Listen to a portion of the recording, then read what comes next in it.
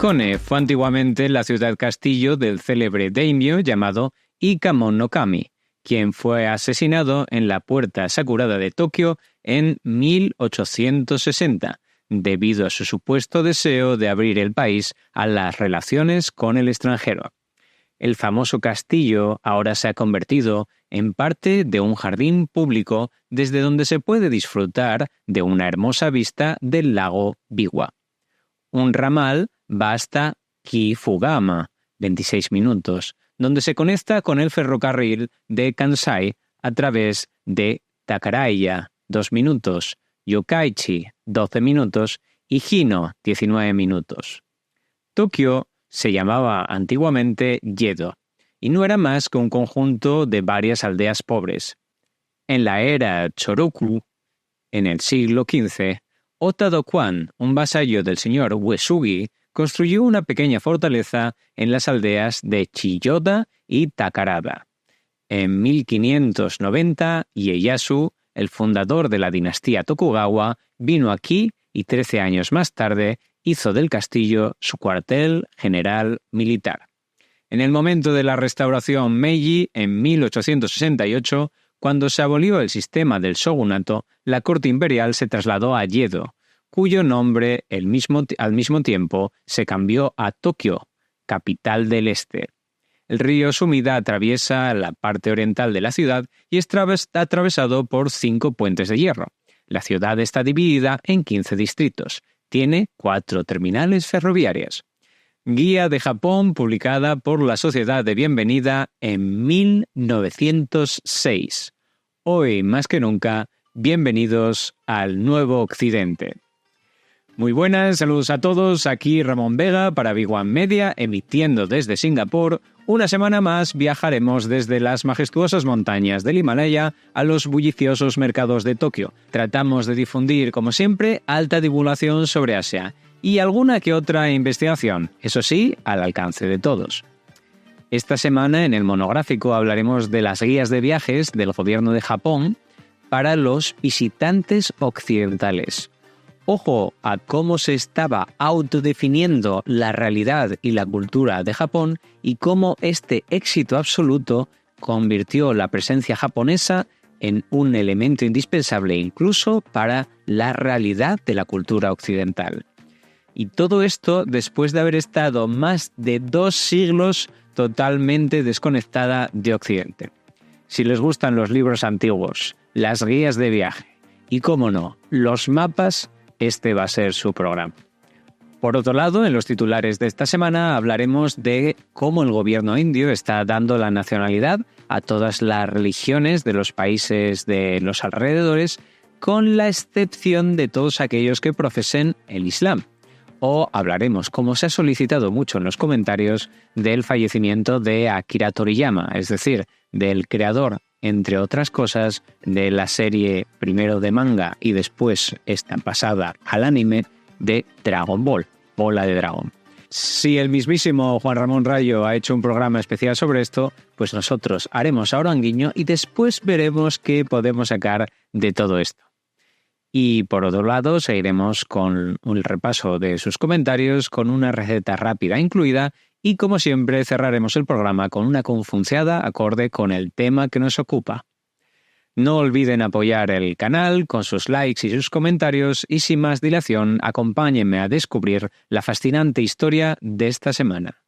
Pongan música de tambores taiko, que empezamos. Hasta que llegaron los americanos con la política de cañoneras en frente a los puertos de Japón a invitarles amigablemente a que abrieran sus fronteras. Esto dio lugar a un nuevo periodo en la historia de Japón, la era Meiji, entre 1868 y 1912. Una vez abierto este sistema, empezó la fascinación que continúa hasta ahora en Occidente. Históricamente empieza también entonces el inicio del turismo exterior en Japón, tal y como lo conocemos a día de hoy. Pero claro, hoy tenemos internet y guías de viaje, pero en aquel momento no había nada. O miento en parte. Habría una serie de documentos, prácticamente todos ellos hasta 1640 variados en los textos o basados en los textos de los españoles y después durante siglos en base a pequeñas informaciones que van saliendo por parte de los holandeses en los Dijregisters o los registros de Decima, en este barco que podía acceder una vez al año al territorio de Japón. Y comunicándose a sí mismo con la pequeña isla que tenían los holandeses bajo permiso japonés. Pero en resumen, para la mayoría de la población, tanto en Europa como en América, prácticamente se estaba abriendo un nuevo país después de 2 siglos.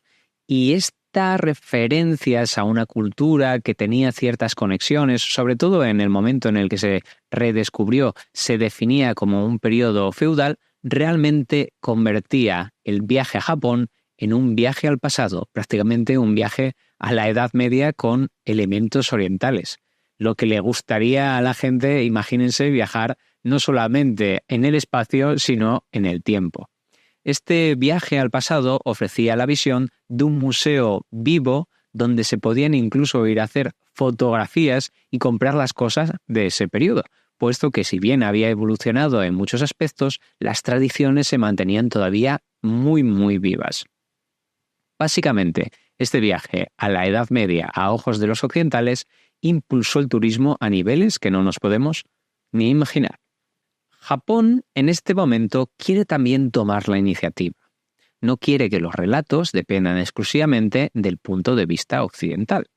Pero se da una curiosísima situación, en la cual el propio gobierno de Japón se ve en la tesitura de controlar la información de su país para los occidentales. Japón tomó la iniciativa. Si no podía cerrar los puertos a la presencia de los occidentales, por lo menos tratará de mostrar su realidad, o por lo menos la realidad que Japón quería mostrar y que los occidentales querían ver. Así se fue perpetuando la visión de Occidente sobre Japón, tanto el que Japón quería vender como el que Occidente quería comprar. A pesar de que Japón se abría con retraso al mundo, contaba con una experiencia inmensa en un tema particular, las publicaciones. Y especialmente en la industria de las publicaciones de bajo coste. Y no solamente las publicaciones en general, sino también las publicaciones para el turismo interno. Y aquí hay que empezar a poner unas cuantas anotaciones muy importantes para ver la realidad de Japón en este periodo. En el periodo Edo, entre 1603 y 1868, y estamos hablando de 265 años, Japón contaba con una inmensa producción impresa. Parte de ella se debe al abaratamiento de materiales de papel y a unas tradiciones que sistematizaban el proceso de imprenta. Imprenta que en este momento es eminentemente xilográfico, es decir, en grabados en madera. Propiamente un proceso de artesanía manual. El turismo interno, para ser sinceros, en este periodo estaba especialmente prohibido. El Sekkoku, el país en cadenas, no se refería única y exclusivamente a las conexiones con el exterior, sino que también condicionaba el movimiento interno entre las diferentes regiones propiedades de los clanes de las noblezas japonesas. Esto trataba de hacer que los campesinos no se movieran entre unas y otras y que todo el proceso mercantil estuviera condicionado por los propios clanes. Pero había una serie de excepciones, y entre ellas estaban los peregrinos. Durante siglos se había permitido a toda la población japonesa ir a viajar a diferentes lugares religiosos.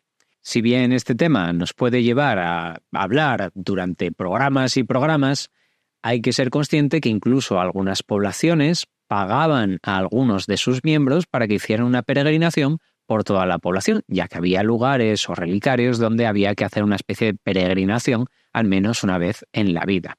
Y valía hacerlos en grupo o por mí y por todos mis compañeros. No olvidemos tampoco que el Camino de Santiago está hermanado con el propio camino por Japón, que es el Kumano Kodo. Kodo significa camino. Esto procede de la Alta Edad Media japonesa, en el periodo Heian, entre el año 794 y el 1185, cuando los emperadores emprendían una peregrinación, una o dos veces a lo largo de su vida. Durante esta larga marcha desde Kioto, los soberanos y todo su séquito, esto hay que tenerlo muy en cuenta, realizaban continuas paradas para llevar a cabo ceremonias y alabanzas de danza y poesías y baños rituales a lo largo de todos los ríos que atravesaba dicho viaje. No se visitaba realmente un templo, sino que había diferentes tipos de rutas, tratando de visitar al menos 99 templos o relicarios. Aquí para que se hagan una idea del recorrido. El objetivo era también un proceso de purificación, ya que la mayoría de ellos se encuentran junto a ríos. Esto obligaba también a cruzar muchos puentes, lo que le daba un simbolismo adicional, de purificación y de transición hacia un mundo espiritual. Pero aparte de las peregrinaciones, había un tipo de visitas turísticas que estaban medianamente permitidas y que eran, vamos, una cosa básica para la cultura de los cortesanos bien formados y de los samuráis, que eran las visitas a los lugares famosos. Estos se conocen como los meiso. Eran lugares destacados tanto por lo que podían inspirar de manera poética, muy importante la idea de la poesía dentro de la cultura china y esta heredada de la cultura japonesa, como también para visitar los lugares históricos donde había acontecimientos o donde todavía se preservaban algunas reliquias históricas, y por otro lado también a los lugares estética, artística o ingenierilmente destacados. O sea, hay que también tener esto en cuenta y cómo todo este proceso va permitiendo que todos aquellos que realizan estas peregrinaciones quieran imitar algunos de los elementos que han visto en este viaje, cosa que también sucede con el Camino de Santiago y el proceso de construcción de muchas catedrales e iglesias. Aparte de los peregrinos y de las visitas a lugares famosos, había también otra tradición muy importante que hay que tener en cuenta, y es la tradición gráfica en Japón. Había una gran importancia en cuanto a las impresiones baratas, esas serigrafías de las que habíamos hablado, las planchas de madera con colores superpuestos. Actualmente los conocemos sobre todo por el ukiyo-e, el grabado japonés, que es tan famoso gracias a que muchísimos artistas, sobre todo a principios del siglo XX occidentales, empezaron incluso no solamente a coleccionarlos, sino como a copiarlos, como Van Gogh y todos sus colegas. Ejemplos de este proceso de producción en los cuales se trataba de contar también las peregrinaciones están los de Hayashi Gaho, que estableció las 3 vistas de Japón en 1643. Es decir, se van haciendo publicaciones medianamente orquestadas en base a peregrinaciones para que sirvan una especie de guía visual de cuáles son estos lugares. Y esto fomentaba también el que la gente quisiera ir a estos lugares. Se destacan sobre todo las zonas de el Tokaido, que está en la costa oriental del propio Japón. ¿Y quiénes se destacaban en estas representaciones? Bueno, pues precisamente los maestros del ukiyo-e. Futsashika Hokusai entre 1760 y 1849 y el famosísimo Hiroshige entre 1797 y 1858. Estos maestros o megamaestros del ukiyo-e pues también inspiraron a muchas poesías y novelas, lo que nos encontramos aquí con la pescadilla que se muerde la cola. Si bien las tradiciones establecen esta serie de visitas, peregrinaciones, ahí entre comillas, pues el que se vayan produciendo de manera temporal o de manera reiterada una serie de obras artísticas vinculadas con las mismas hace que la gente quiera ir a esos sitios. Estamos hablando de que ya hay una tradición muy, muy implicada en la propia cultura japonesa de ir a visitar lugares. Todo este proceso de producción artística vinculado a las peregrinaciones o a las visitas va cristalizándose en diferentes elementos. Hay muchos itinerarios de Japón, ya desde el siglo XVIII, pero el que es fundamental se empieza a publicar en 1724.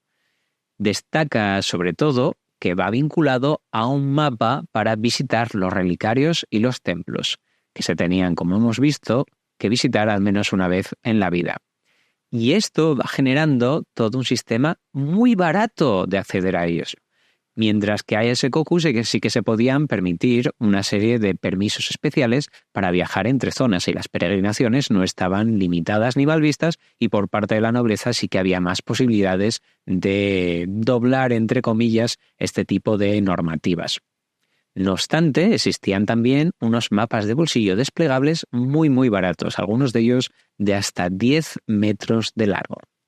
Bien, ¿y esto cómo se vincula con los occidentales? ¿Qué sucedía con los occidentales? Bien, evidentemente, con estas ganas de conocer esta nueva fascinante cultura que se estaba descubriendo, los occidentales crearon sus propios libros y editoriales, sobre todo en versiones también baratas, como en las revistas ilustradas. La obra más importante de todas puede ser la de Chambelán. Se titula Cosas japonesas, publicada en torno a 1889-1890, según quienes quieran hacer la referencia, junto a Mason, la obra la publica junto a Mason, y este hombre, Chamberlain, es hijo de un almirante inglés, y aquí ya empezamos con datos importantes. Y se convirtió en un japonólogo de pura cepa, es decir, uno de los mayores estudiosos de Japón de todos los tiempos. Fue incluso contratado por el propio gobierno japonés como uno de los asesores extranjeros del gobierno, que llegaron a ser más de 2.000, los Oyatoi Gaikokujin. Esta gente era lo que el gobierno de Japón estaba utilizando como una herramienta para tratar de evolucionar a marchas forzadas desde el punto de vista sobre todo técnico.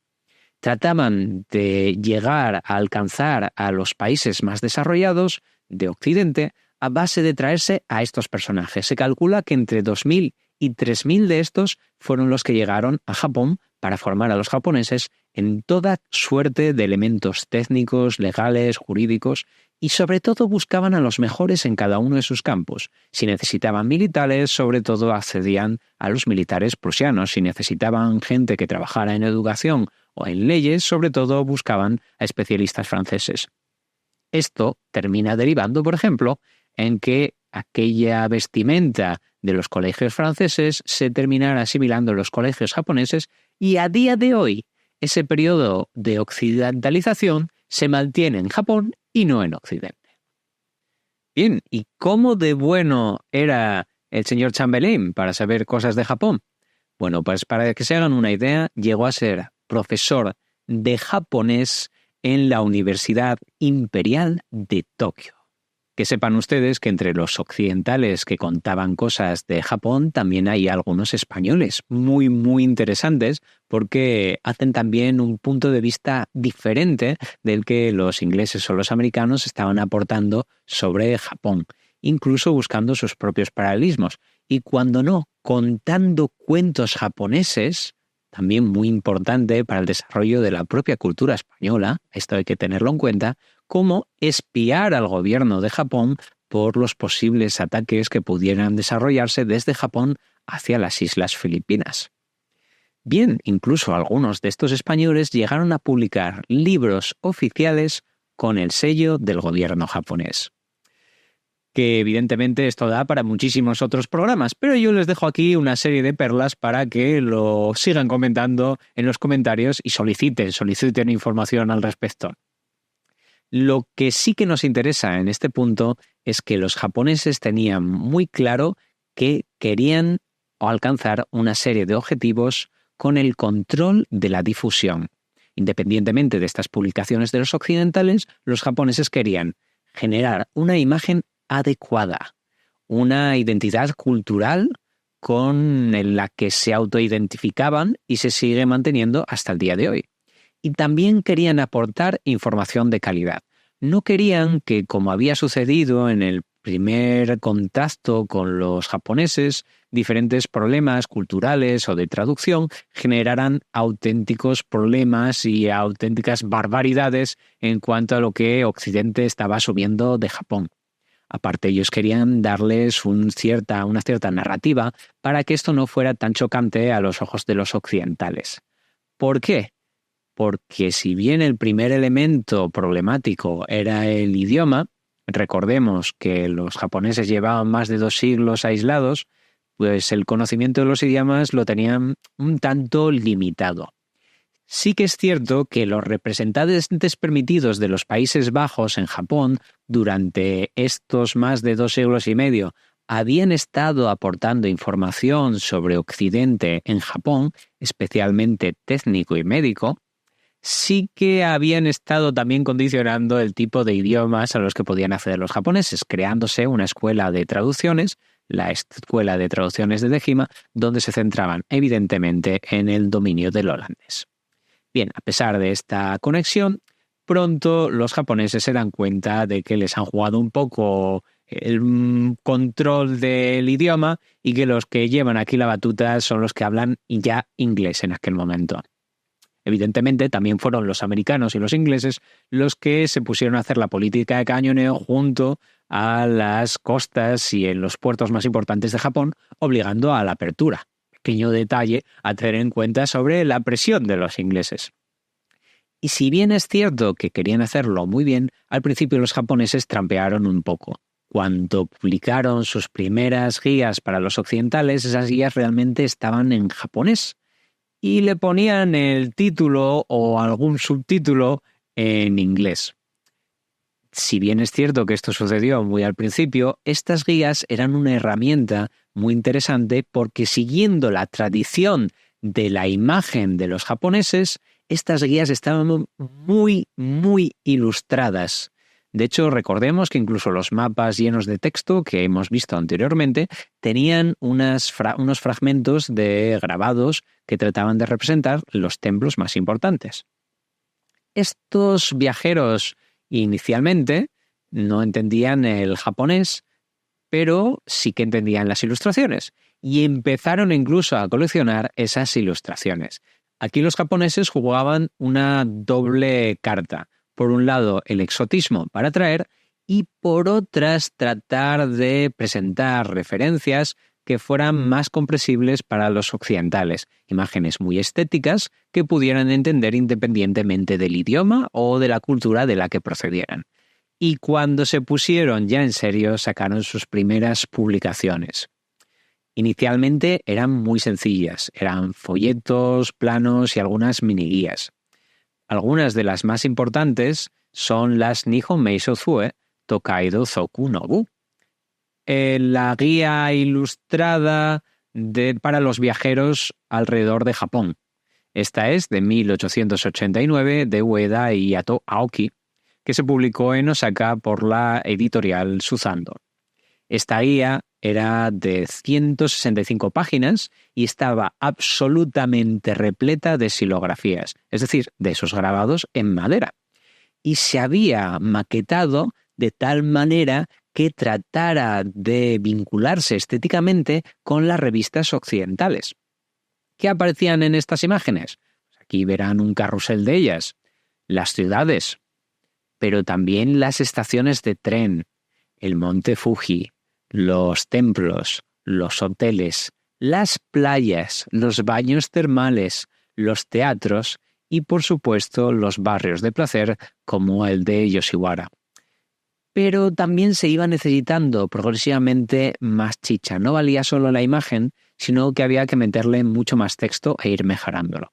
Si esto no sucedió claramente hasta principios del siglo XX, cambiando los grabados por fotografías, ya a finales del siglo XIX nos encontramos que hay grandes impulsos por mejorar todo este proceso. Y esto se consiguió de una manera magistral, vinculando una coordinación muy interesante entre los intereses públicos y privados. El gobierno Meiji, como hemos visto, con estos especialistas occidentales, estaba tratando de actualizarse tras estos 250 años. Y esto también era un tanto peliagudo dentro de Japón, puesto que generó muchísimos conflictos internos. De hecho, hubo guerras, como bien sabrán todos aquellos que han visto la película del último samurái, que está basada en hechos reales, no tiene mucho que ver con la película, pero bueno, nos podemos hacer una idea y ya iremos viendo progresivamente programas en los que aclaramos todo este proceso.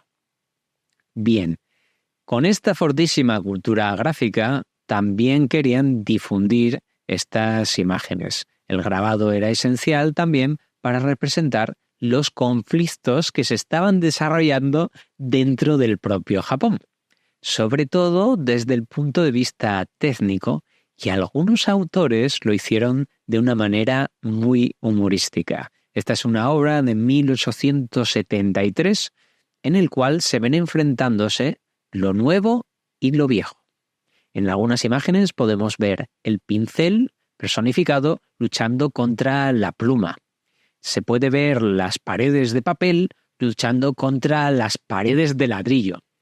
También hay unos elementos muy interesantes. Por ejemplo, el conejo está luchando contra el cerdo.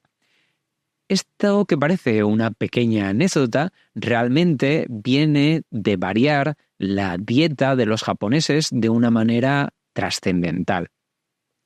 El cambiar de la idea de las liebres o de los conejos por los cerdos no era simplemente que esto cambiaría el tipo de agricultura y la producción que se estaba haciendo de este tipo de alimentos, sino que esto cambiaba también cómo se alimentaba el propio ejército japonés. Esto deriva de algunas tradiciones, las cuales mencionaban que un alimento que no se podía tomar era aquel que no tenía alas.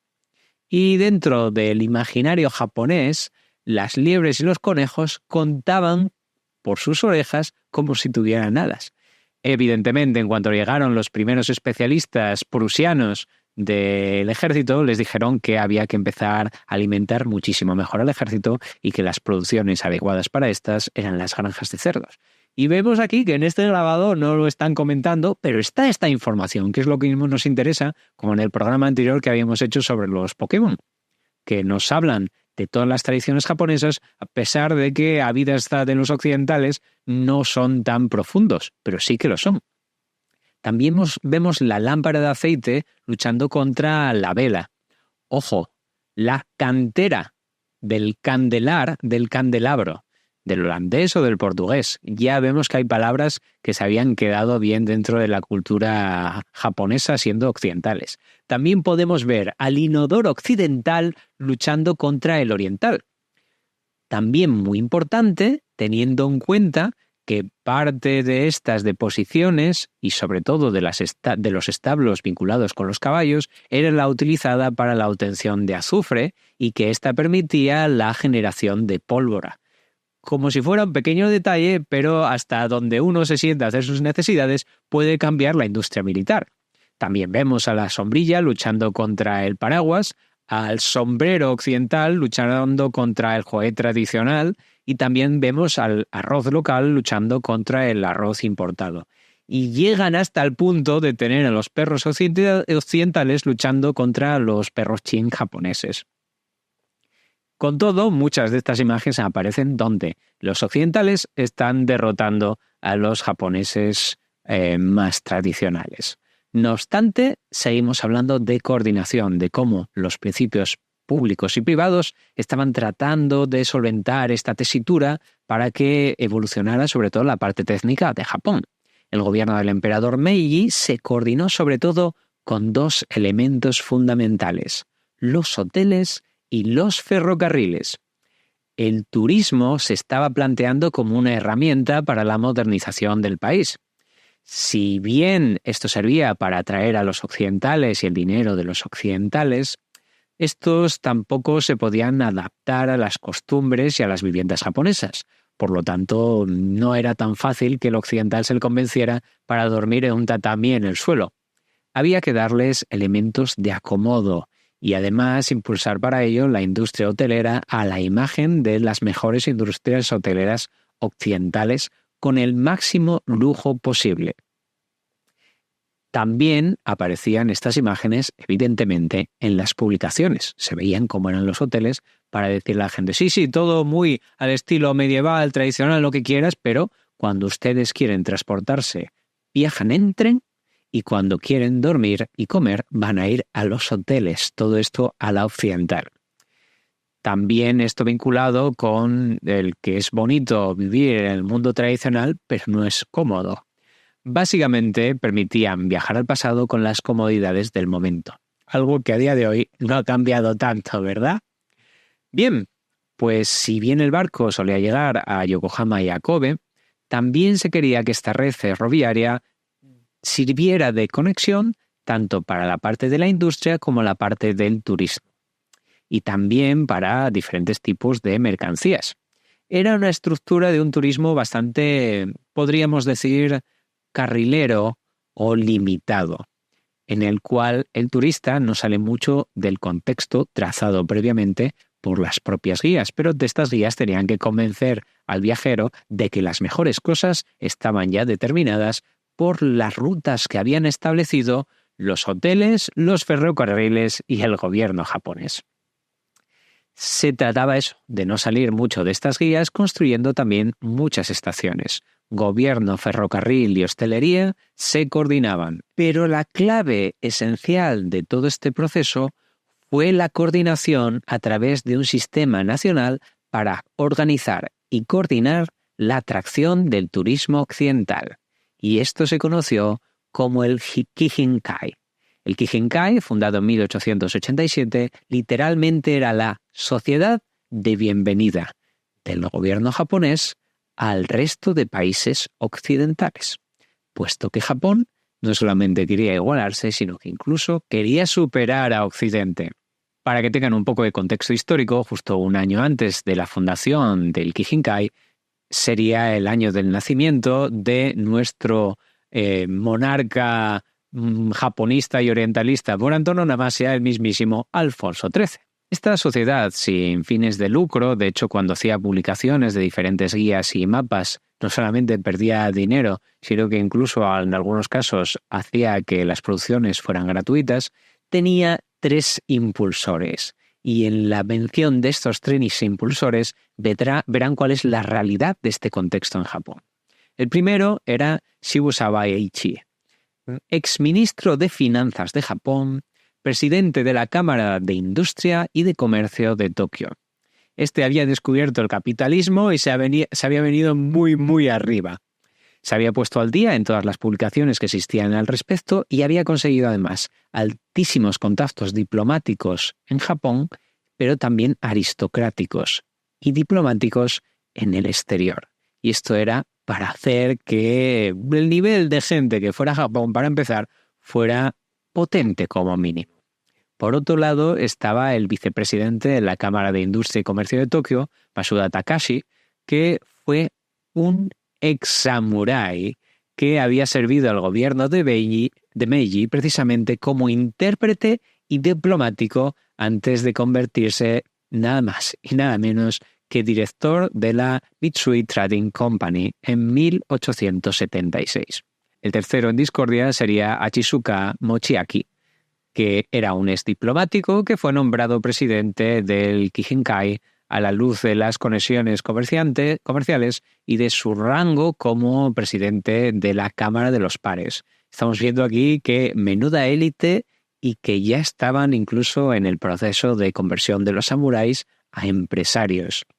Ojo, el objetivo era el desarrollo, pero como hemos visto y aparece en su propia documentación, lo que querían fomentar estas 3 personas y todo el respaldo del gobierno, de los hoteles y del ferrocarril era que aquellos que les visitaran fueran los poderosos y que estos tuvieran conexiones con las clases altas japonesas. Imagínense, pues, que hacen esta serie de viajes y que en los mismos hoteles tienen reuniones con los empresarios japoneses y esto termina generando una serie de conexiones para que se impulsen unos intercambios industriales y una mejora del comercio y de las relaciones diplomáticas. Por lo tanto, era una inversión a largo plazo por parte del gobierno japonés para mejorar todos los aspectos de la vida de Japón a través de estas conexiones. El turismo no era simplemente que les fueran a visitar unas personas y dejaran dinero. El turismo era un proceso de cambiar su propia industria, su propia personificación del país, pero que todo esto redundara de manera positiva tanto en la economía como en las tradiciones propias de Japón, fomentándolas, es decir, consiguiendo dinero para mantener esas propias tradiciones que tanto atraían a los occidentales. Deténganse a pensar en esta cuestión. Era un proceso de impulso que igual Japón sigue empleando a día de hoy. El Keihinkai, desde su fundación, fue este motor y también era el que se dedicaba a hacer las mejores publicaciones en inglés y las más multitudinarias. Estamos hablando de que cada una de estas publicaciones era de decenas de miles de números. Lo primero que publicaron fue un desplegable que pueden ver ustedes, el mapa de Japón para turistas, en 1897. Y ya se ve cuáles son los principios de la cultura que quiere difundir Japón desde entonces y hasta la actualidad. Portada: vistas del monte Fuji. Contraportada: una preciosa mujer japonesa.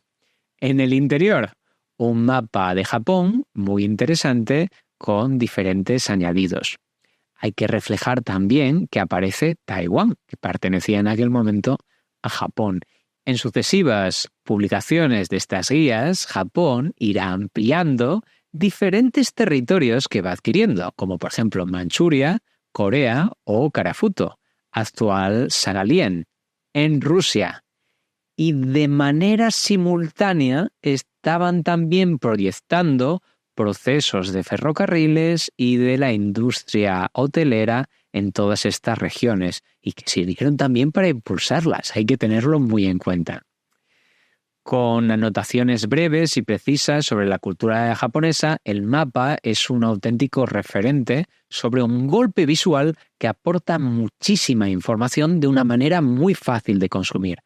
De nuevo volvemos a encontrar esta tradición centenaria de la imagen de Japón al servicio de los principios japoneses, del propio gobierno y utilizando a sus mejores artistas. Y volvemos a ver cómo el arte es fundamental para el propio gobierno de Japón.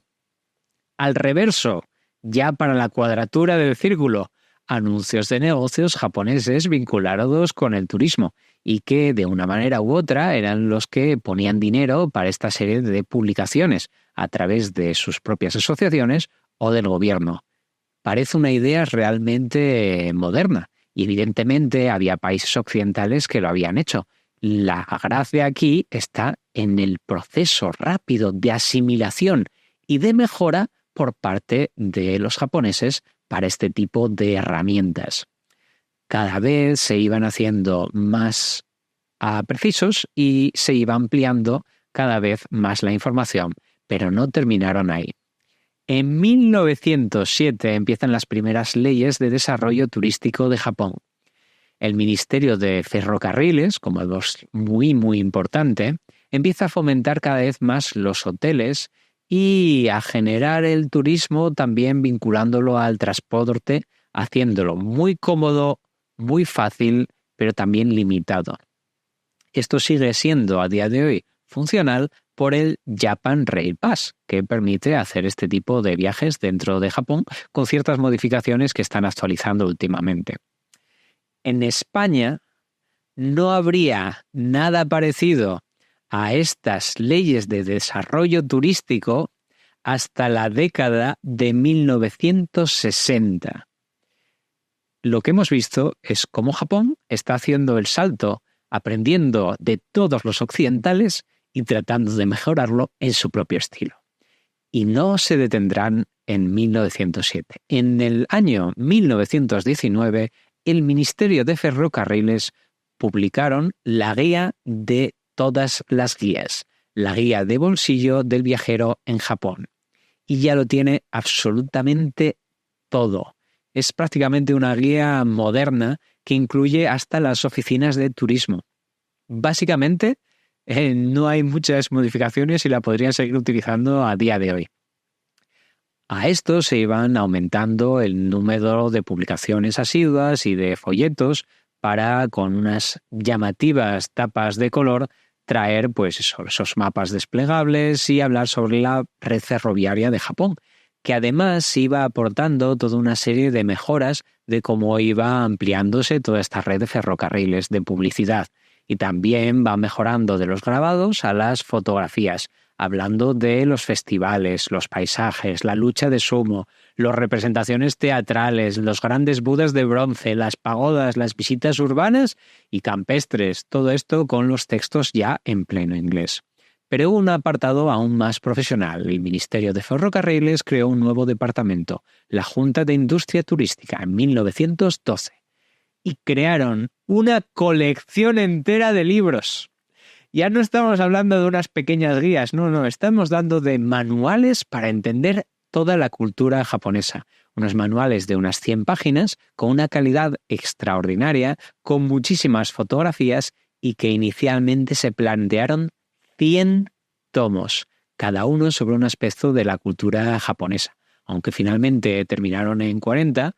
Para que se hagan una idea, les voy a leer algunos de los ideales o de los principios que trataban estas guías. La ceremonia del té, el teatro no, el sakura, los jardines japoneses, la arquitectura, los castillos, los balnearios, la gastronomía o la música. Cada volumen está además escrito por los mayores especialistas mundiales de la materia y siguieron siendo reeditados hasta los años 60. No obstante, la guía por antonomasia no fue de ferrocarriles, sino que sería publicada por los hoteles, y es la obra Nosotros los japoneses, con el título completo y autoexplicativo de Nosotros los japoneses, descripciones de muchas de las costumbres, modales, ceremonias, festivales, artes y oficios de los japoneses, además de muchos otros temas. En este caso era una mega edición de más de 600 páginas con 889 pequeñas ilustraciones publicadas en 3 volúmenes, siendo su edición final en 1950. Se basaba sobre todo en la obra de Chambelán, del que habíamos hablado, del hijo del almirante que terminó trabajando de profesor para la Universidad de Tokio, de profesor de japonés. Bien, esto había sido publicado por el hotel de Fujiya, Miyanoshita, en Hakone, y el Fujita Hotel había sido fundado por Yamaguchi Senosuke.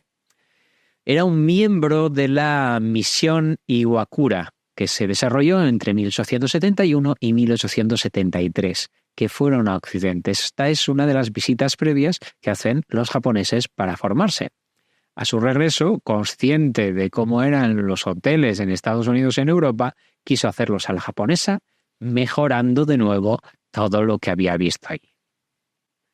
En conclusión, los escritos producidos desde la era Meiji, destinados a hacer accesible Japón a los turistas occidentales, representaron documentos de excepcional relevancia histórica.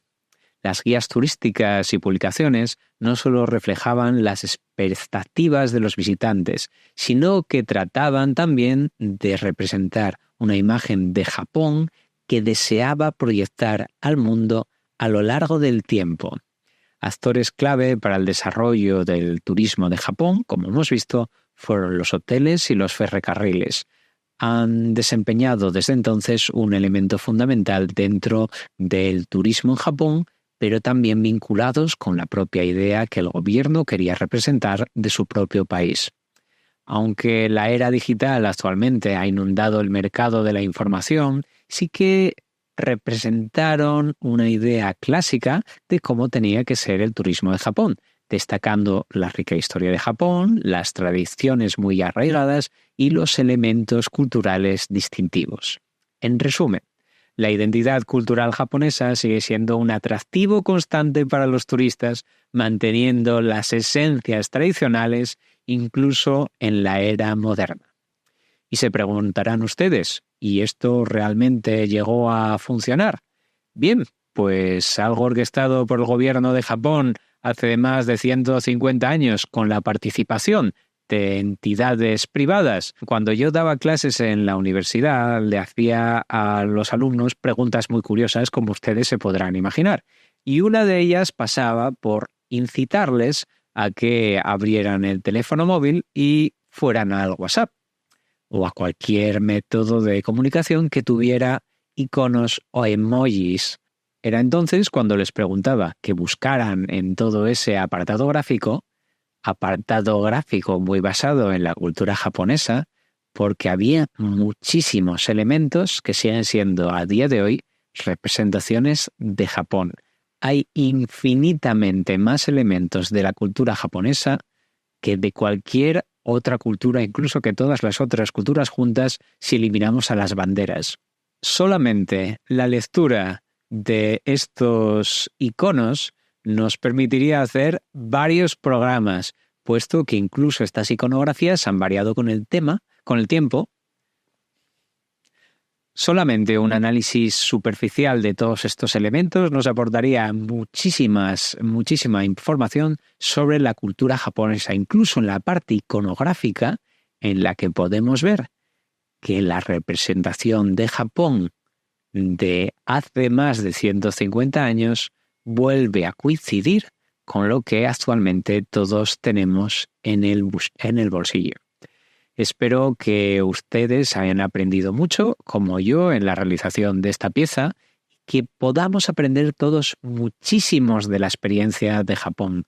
Todos los países deberían de reflexionar en base a las experiencias de estos siglos de Japón y cómo han utilizado su propia cultura como herramienta para, aun estando geográficamente aislados, ser una base del turismo especial a nivel internacional que se come prácticamente a todas las demás culturas.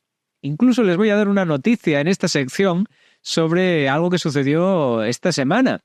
En Kioto, en Japón, se prohíbe a partir de ahora que los turistas puedan acceder a ciertos callejones privados en el distrito de Gion, donde residen las geishas y las aprendices, las maiko. La medida busca proteger la privacidad y la tranquilidad de las geishas y de los residentes locales para preservar así la autenticidad cultural de la zona. La restricción se aplica a ciertas áreas después de que hubiera muchas quejas sobre el comportamiento de los visitantes que picaban a las puertas y abrían las ventanas de las casas en busca de las fotos con estos elementos tan representativos de la cultura japonesa. Y esto es para que vean dónde se puede mantener cierto equilibrio y cómo el gobierno de Japón, siendo consciente de que puede haber una oleada de difusión que eclipse su propia tradición, quieran mantenerlo y crear una serie de protecciones culturales para que estas tradiciones no se pierdan con la presencia del turismo.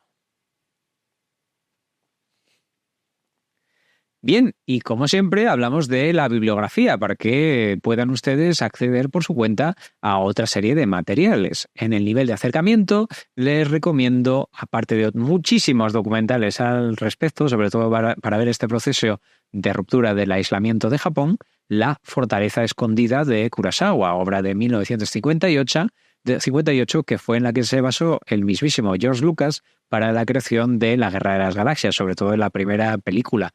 Y aquí verán muy claramente cómo eran estos procesos de transición también entre regiones dentro del propio Japón y cómo había que llevar la documentación en regla.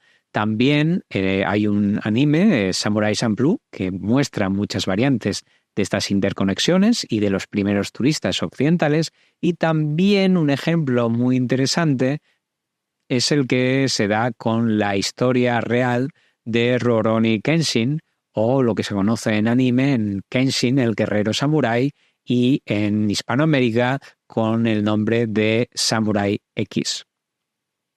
Tengan cuidado cuando busquen esto online, ¿de acuerdo? Bien, a nivel de artículos científicos les voy a mencionar dos que me parecen fundamentales. Por un lado está Negociar la Nación, diplomacia pública y publicación de guías turísticas en inglés del Japón en el periodo Meiji, 1868-1912, de Sonia Fabi, de la Universidad de Turín.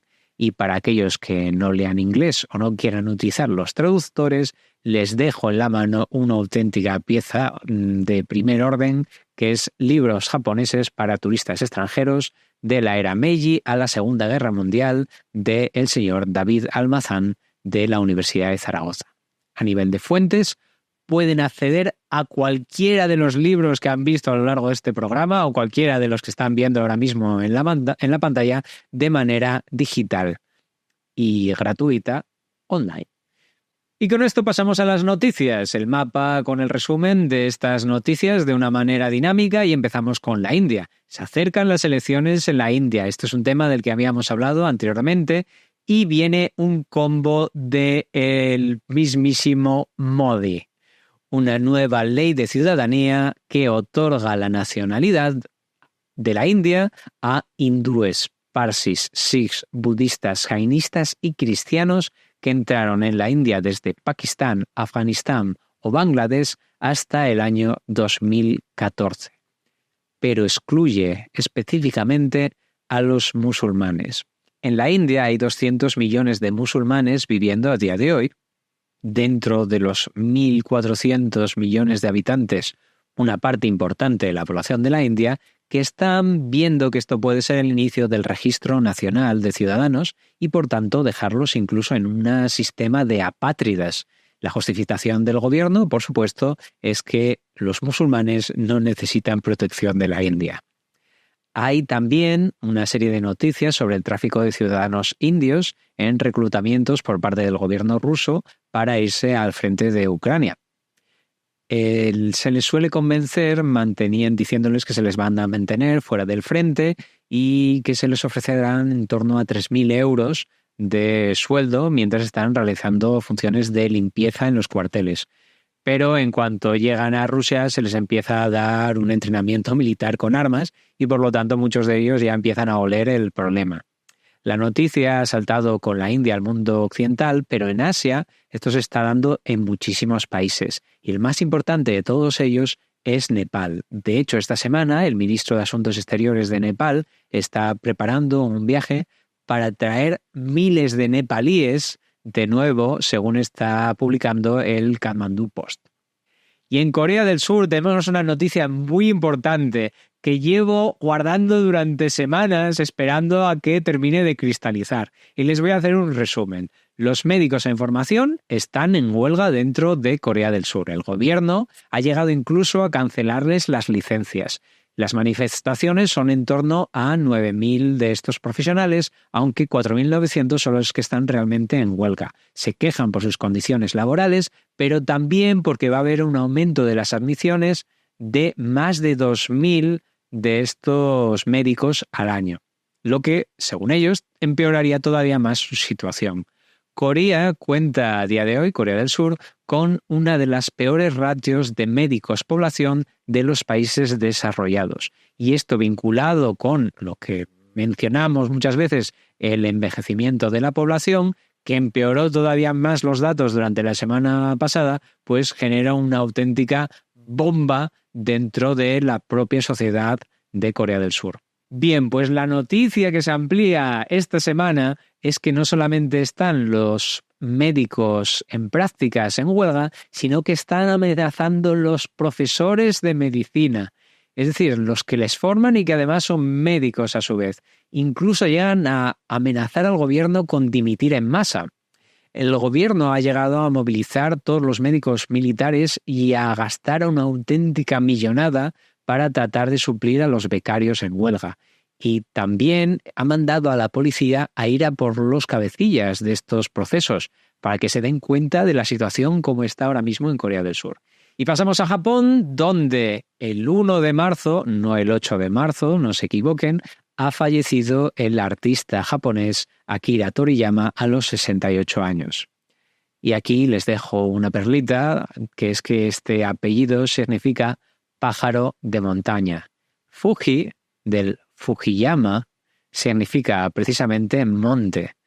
Y en este caso termina derivando esta idea del pájaro de la montaña en el nombre del estudio, que sí que fue el que dio la noticia del fallecimiento el 8 de marzo. Y esta compañía a la que pertenecía se llamaba precisamente Bird Studio, estudio pájaro.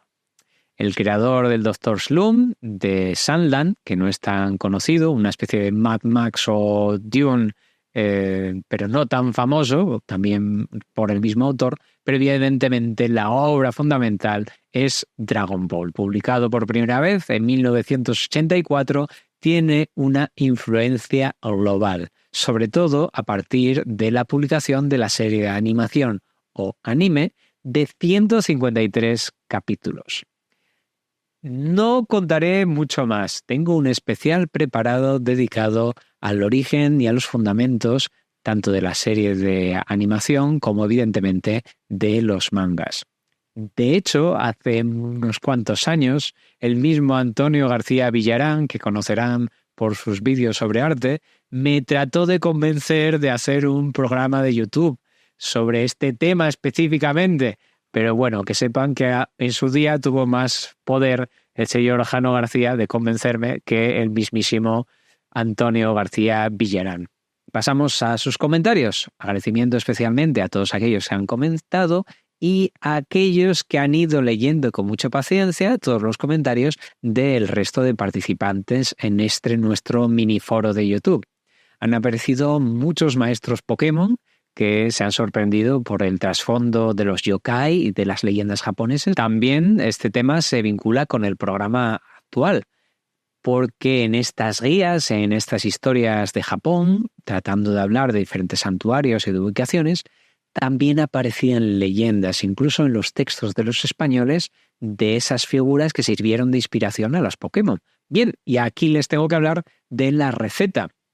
La receta mínima de esta semana es el putugal. Se han escuchado ustedes bien. El putugal o cuy putugal.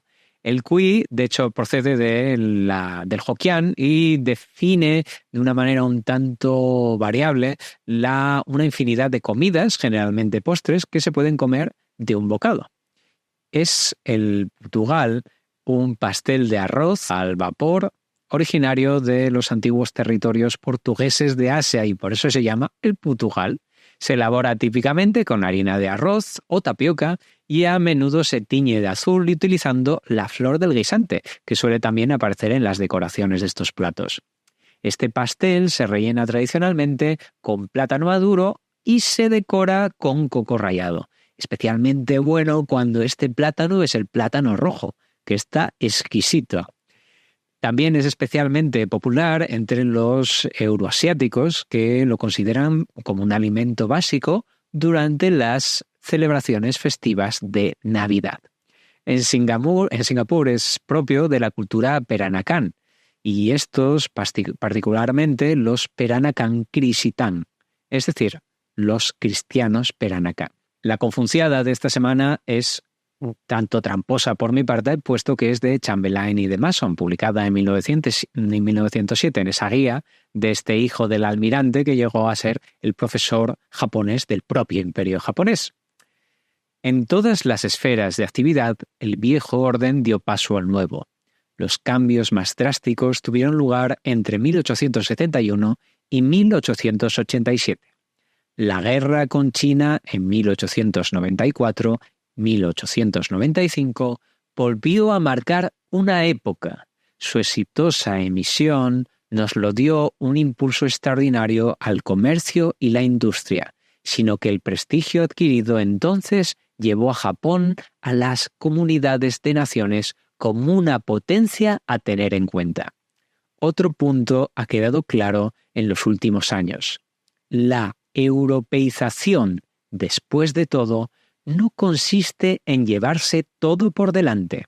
En muchos aspectos, la gente conserva su propia vestimenta.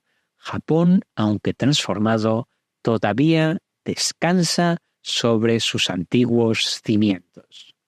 Espero que hayan disfrutado tanto como yo de este fascinante viaje, esta vez con mapas y guías a través de la cultura asiática, particularmente de la cultura japonesa en el programa de esta semana. Recuerden dejar sus comentarios con sus partes favoritas del programa, preguntas y sugerencias, ya que su apoyo y aportes son los que impulsan este canal hacia adelante. Feliz Día del Padre por adelantado, todos los padres y abuelos. No me olvido de ninguno de ustedes. Disfruten de esta semana. Nos vemos pronto en el Nuevo Occidente.